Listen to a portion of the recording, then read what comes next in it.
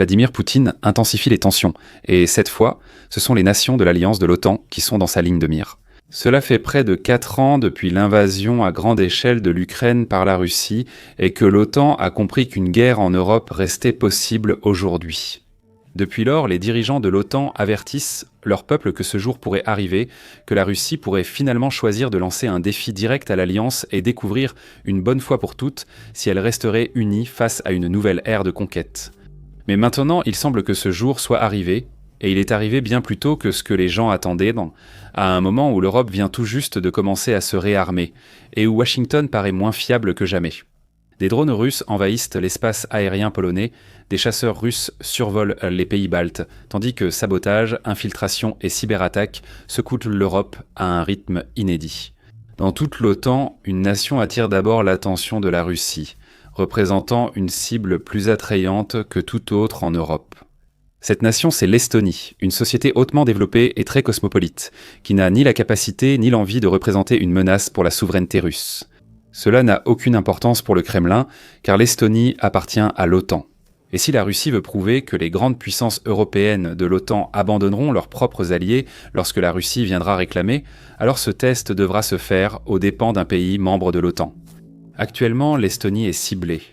Alors parlons des raisons et de ce que, si possible, l'Estonie peut faire pour se sauver.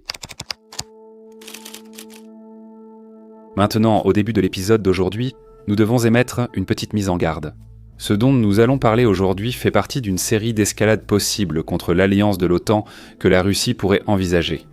La Russie peut tester la détermination de l'OTAN par divers moyens, comme des attaques sous fausse bannière ou la prise d'îles.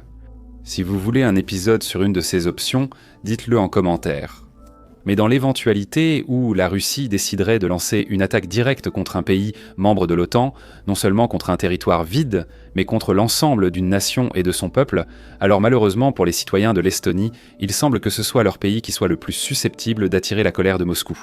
Et en explorant pourquoi c'est le cas, nous commencerons par le même principe qui rendrait n'importe quelle parcelle de terre plus précieuse. L'emplacement, l'emplacement, l'emplacement. L'Estonie fait partie de la petite région d'Europe connue sous le nom de Baltique, 3 États souverains nichés sur les rives de la mer Baltique. Les pays baltes marins sont l'Estonie au nord, la Lettonie au centre et la Lituanie au sud. Voyager sur les côtes ouest de ces pays, et la mer Baltique borde la Suède, la Finlande, la Pologne et l'Allemagne. Elle contourne le Danemark, la Norvège puis s'ouvre sur l'Atlantique. Mais si vous voyagez dans la direction opposée vers la limite orientale de la Baltique, dans le cas de l'Estonie, vous trouvez la frontière russe. En regardant la carte de près, on voit vite que, pour l'Estonie, la Russie l'entoure. La frontière nord de l'Estonie est une côte donnant sur le golfe de Finlande, un petit plan d'eau qui s'étend jusqu'à la grande ville russe de Saint-Pétersbourg et qui abrite toutes sortes de bases militaires russes, capables, semble-t-il, de prendre rapidement le contrôle du golfe. À l'est, la Russie constitue toute la frontière de l'Estonie.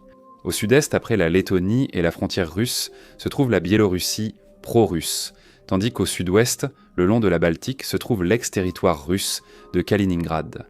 Entre l'enclave et la Biélorussie, le territoire de la Lituanie, membre de l'OTAN, touche celui de la Pologne, également membre de l'OTAN, par une étroite bande de terre d'environ 65 km, soit 40 miles, qui constitue le seul pont terrestre entre les pays baltes et le reste de l'OTAN. Pire encore, l'Estonie n'est pas seulement encerclée, elle est littéralement écrasée par son voisin russe. Pour illustrer l'ampleur de l'écart, nous allons nous concentrer sur un indicateur clé. L'Estonie a près de 1,4 million d'habitants contre 146 millions pour la Russie, soit plus de 100 fois plus.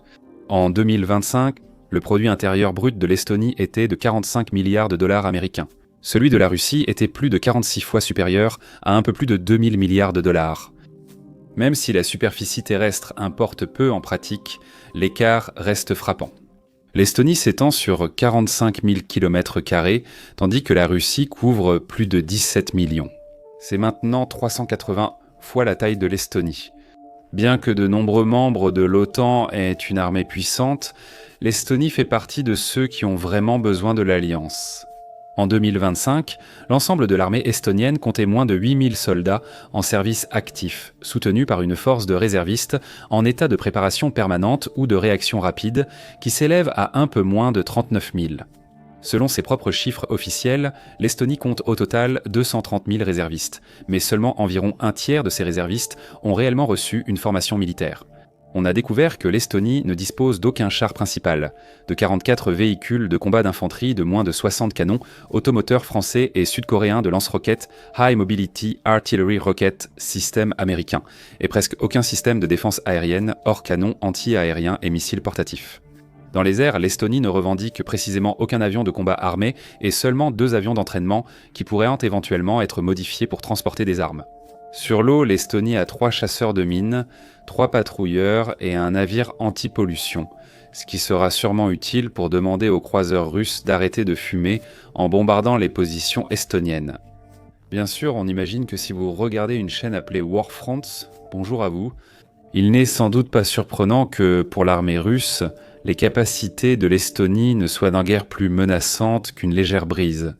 Ensuite, il y a l'aspect rhétorique, où, bien que les nations d'Europe ne soient pas d'accord pour dire que la Russie est une quelconque raison d'envahir qui que ce soit, l'Estonie offre à Moscou des occasions très pratiques de construire un récit autour de l'idée d'une conquête légitime.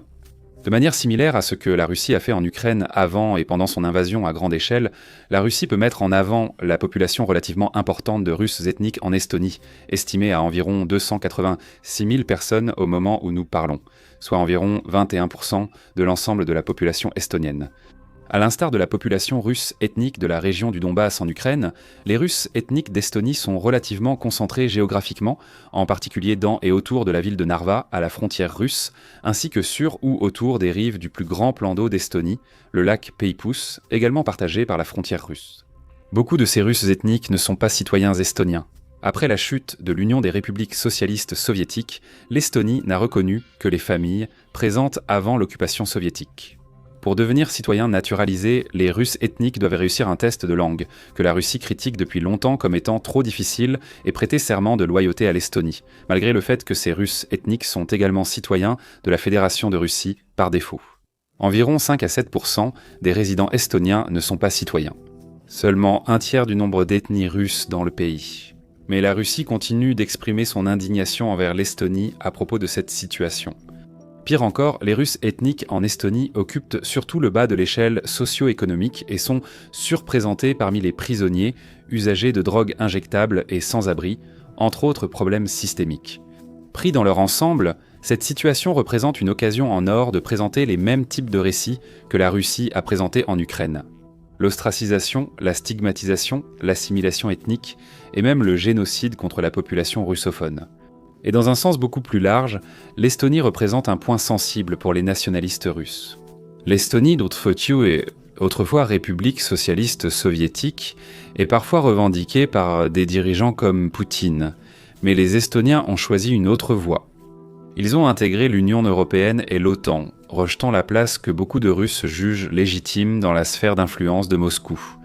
L'Estonie moderne est tout ce que la Russie actuelle n'est pas, et a accompli ce que la Russie n'a pu réaliser après la chute de l'Union soviétique. Elle a une économie high-tech avancée et est l'un des endroits les moins corrompus au monde. Les revenus, la liberté de la presse, le développement humain et l'éducation y sont parmi les meilleurs mondiaux. L'Estonie a écarté la religion. Je sens ce basement en point cheleleux. Plus de 70% de la population n'est pas religieuse ou n'appartient à aucune organisation spirituelle, alors que l'orthodoxie russe reste essentielle pour les nationalistes russes. Pour la Russie, l'Estonie est un voisin immédiat avec une vision du monde complètement opposée, et aux yeux de la Russie, le traitement par l'Estonie de sa population russe semblerait révéler une profonde rancœur envers le peuple et le mode de vie juste de l'autre côté de la frontière. Depuis la consolidation du pouvoir de Vladimir Poutine à Moscou, l'Estonie est l'une de ses principales cibles, même avant que l'annexion de la Crimée en 2014 ne devienne un objectif de son gouvernement.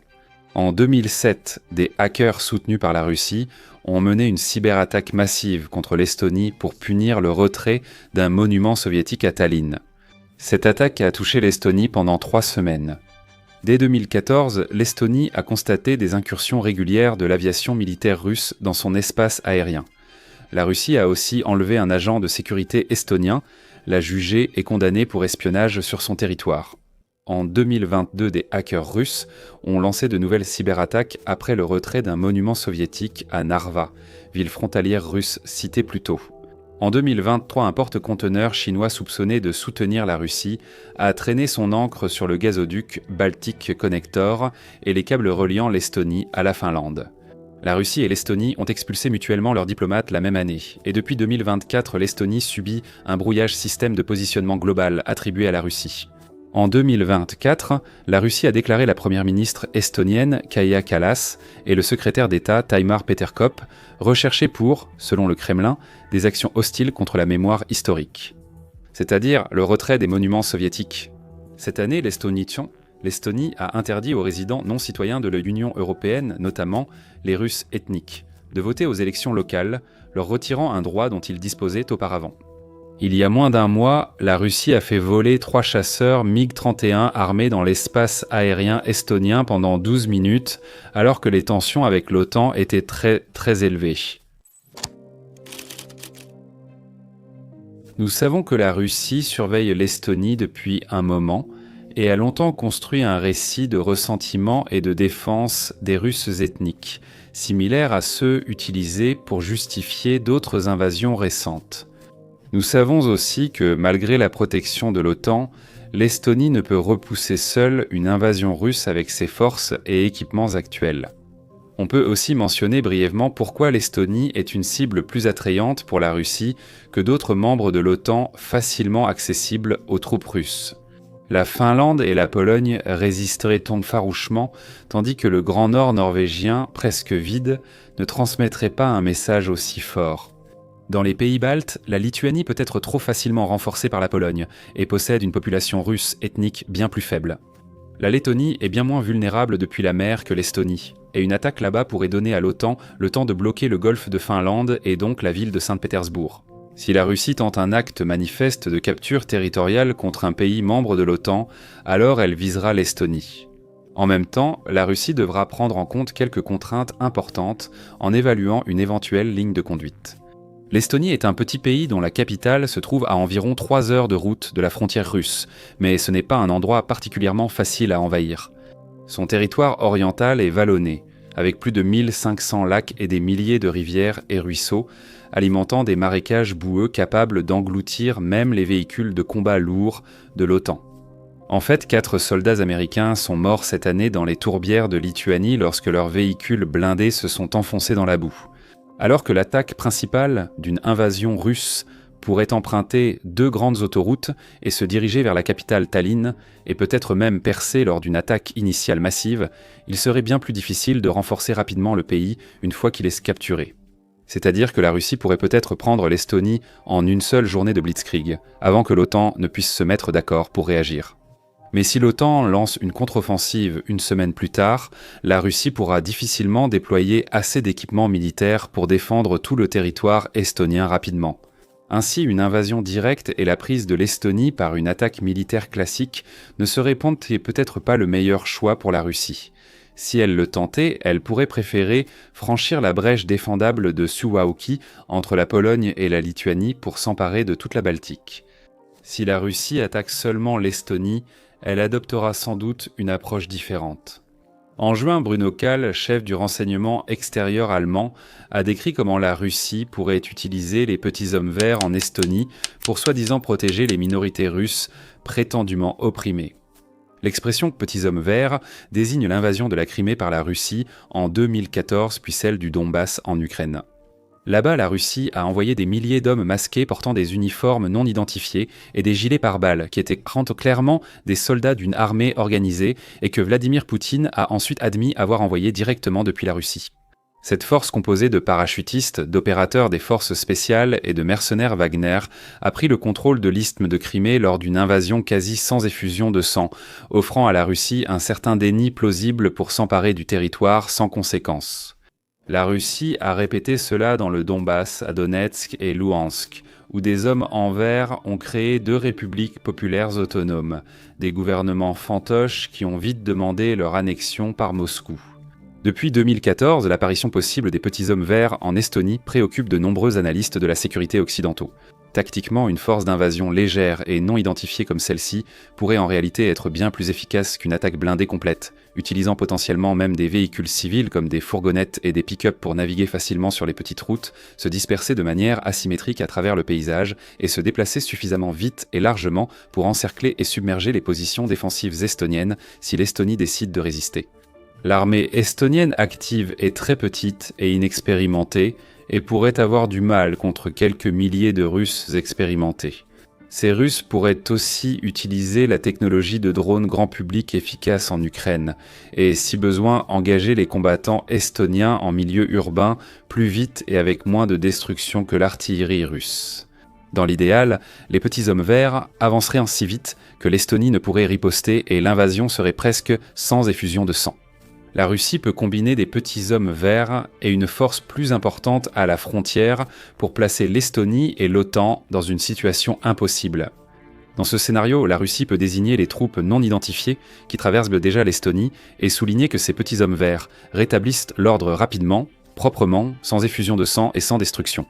Puis montrer une force armée bien plus importante potentiellement à la frontière de l'Estonie ou de toute la région balte, et demander à l'OTAN s'ils veulent choisir la solution facile ou la solution difficile. L'objectif de la Russie en envahissant l'Estonie ne serait pas une guerre avec l'OTAN, mais de montrer que l'OTAN ne défend pas ses membres, permettant ensuite à la Russie d'attaquer d'autres pays de l'OTAN sans crainte de réaction collective. Si vous pensez que l'OTAN, face à une invasion de petits hommes verts en Estonie, envisagerait un conflit plus vaste et la dévastation des pays baltes en cas d'intervention, mais choisirait tout de même de respecter sa défense collective, alors vous avez bien plus confiance que nous. En agissant ainsi, la Russie profite d'une conquête territoriale tout en tirant parti de la réticence de l'OTAN à engager leur peuple dans une guerre continentale évitable. Il est aussi possible que les petits hommes verts ou l'armée russe prennent seulement une partie du territoire estonien et non tout le pays. Cela reflèterait une stratégie longtemps privilégiée par la Fédération de Russie, et auparavant par son prédécesseur, l'Union soviétique, consistant à créer et à soutenir des zones autonomes d'ethniques russes ou d'autres groupes comptant des loyalistes russes dans des régions où la population se méfie autrement de Moscou. L'Ukraine a eu les républiques populaires de Donetsk et de Luhansk en 2014. La Géorgie comprend les régions autonomes d'Abkhazie et d'Ossétie du Sud. La Moldavie possède la région de Transnistrie, et l'Azerbaïdjan a accueilli la république séparatiste d'Artsakh jusqu'à récemment. L'Ouzbékistan a la république du Karakalpakstan, le Tadjikistan la région autonome du Badakhshan. L'Estonie a une région idéale pour une nouvelle zone autonome pro-Russie, voire un mouvement séparatiste. Ce mouvement chercherait bien sûr à protéger les droits et les intérêts des Russes ethniques et organiserait, bien entendu, uniquement des milices locales pour l'autodéfense, sans tenir compte du fait que beaucoup de ces miliciens ressemblent fortement à des soldats russes ou qu'ils circulent dans des véhicules qui ressemblent beaucoup à des chars russes. Grosse coïncidence. Si la Russie devait tenter quelque chose de ce genre, cela se passerait presque certainement dans les régions orientales où se trouvent les populations les plus concentrées de Russes ethniques, centrées autour de la ville de Narva, qui deviendrait probablement la nouvelle capitale autonome. Narva, avec environ 52 000 habitants en 2025, est la troisième plus grande ville d'Estonie, mais moins de la moitié sont citoyens estoniens. Plus d'un tiers sont citoyens russes et près de 90% sont des Russes ethniques vivant dans une ville frontalière, reliée directement à Moscou par route et train. La question du territoire à sécuriser par la Russie reste ouverte.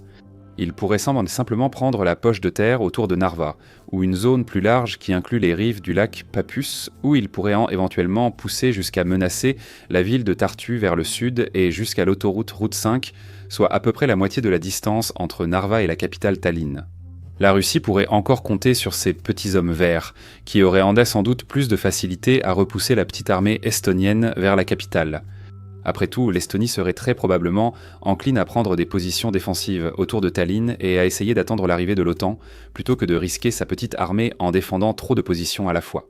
Ou, si la Russie le souhaitait, elle pourrait utiliser les routes et chemins de fer pour saturer rapidement la zone autour de Narva avec chars, batteries anti-aériennes et artillerie lourde, rendant tout combat pour la ville très coûteux pour l'OTAN. Dans cette situation, l'Estonie n'aurait d'autre choix que de demander l'intervention de l'OTAN. Mais l'OTAN attaquerait une ville très défendue, peuplée de Russes ethniques et protégée par des troupes russes ne cherchant pas à avancer plus à l'ouest. L'OTAN sacrifierait des vies et du matériel militaire coûteux pour rien de plus que le principe de la défense collective.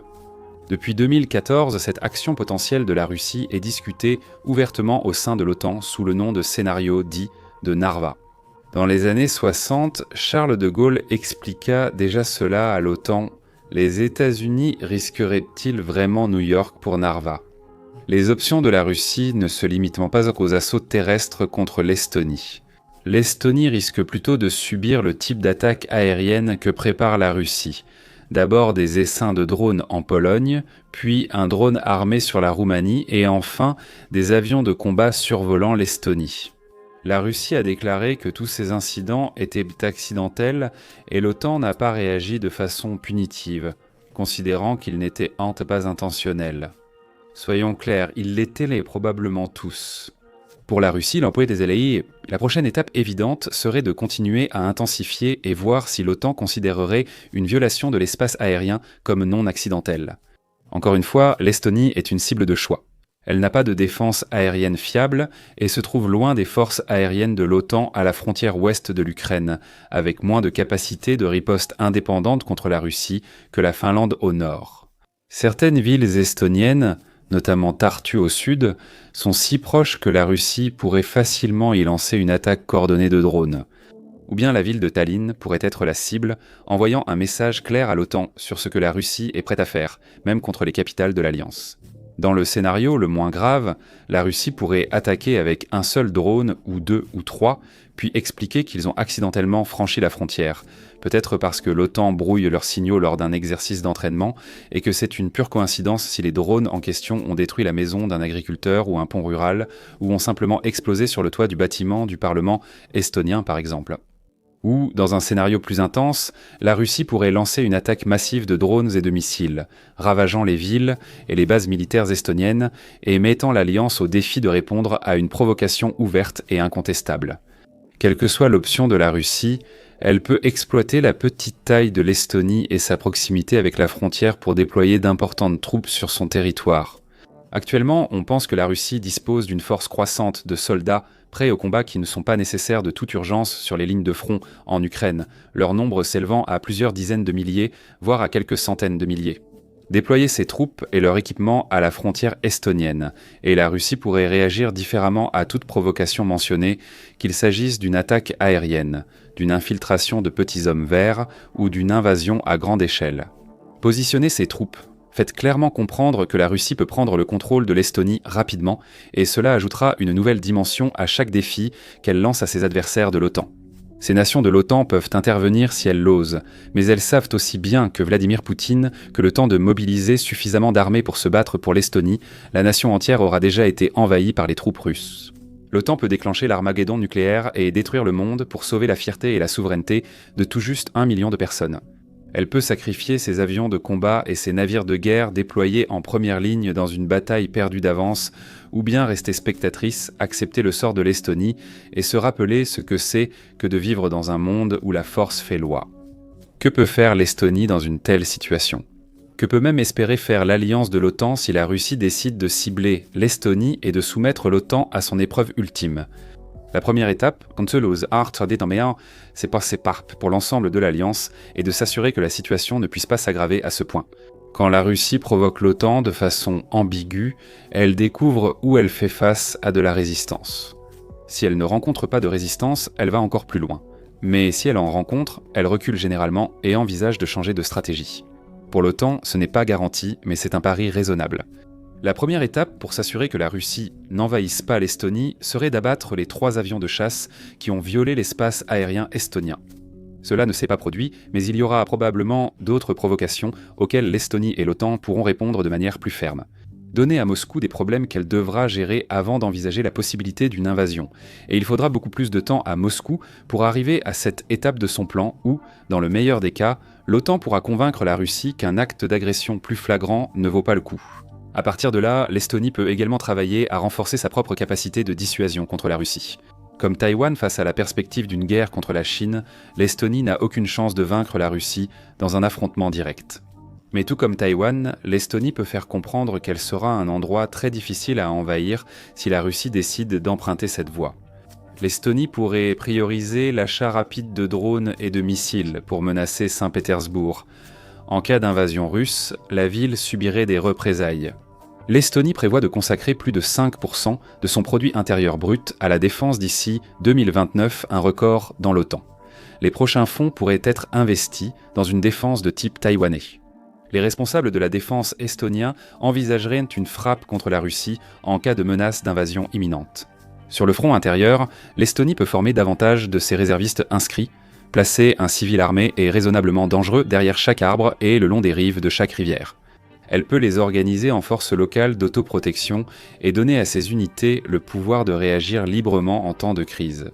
De cette façon, si les petits hommes verts attaquent vraiment, ils devront faire face à une résistance nationale agissant de manière imprévisible et suivant ses propres règles tout en défendant leur foyer et leur famille. L'Estonie dispose déjà de programmes locaux qui vont dans ce sens, formant des civils à participer à la défense nationale. Mais le pays peut faire plus, et il doit agir rapidement. Et l'OTAN, comme toujours, peut enfin agir face à un problème déjà visible. La possibilité que la Russie envahisse tout ou partie de l'Estonie pour défier l'Alliance est reconnue publiquement depuis les années 60, bien avant l'actuelle Russie. L'OTAN en est consciente et, malgré le déploiement de 2200 soldats en Estonie en 2022, il serait pertinent d'accroître rapidement ses effectifs. L'OTAN peut aussi renforcer sa présence navale dans le golfe de Finlande et utiliser les aérodromes finlandais, suédois et lettons pour stationner plus d'avions de combat.